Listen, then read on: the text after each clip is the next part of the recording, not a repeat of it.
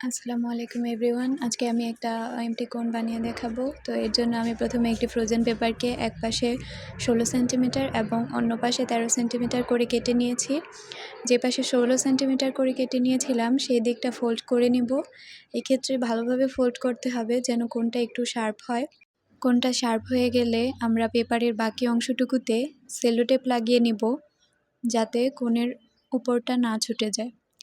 এই ভিডিওটা বিশেষ করে নতুন আর্টিস্ট আপুদের যারা কোণ বানাতে পারে না তাদের জন্য অনেক উপকারী হতে চলেছে।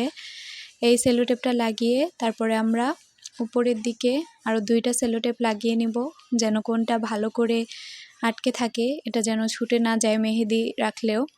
আমি এটা আমার প্র্যাকটিস কোণের জন্য বানিয়েছি। আর আপনারা চাইলে সেলোফেন পেপার দিয়েও বানাতে পারেন। আমার কাছে সেলোফেন পেপার ছিল না তাই আমি ফ্রোজেন পেপারটা দিয়ে বানিয়েছি। তো ফাইনালি আমি আমার কোণ বানানো শেষ করলাম। দেখেন কোণের মাথাটা কত শার্প হয়েছে। এভাবে আপনারা নিজেদের মতো বানিয়ে নিতে পারেন।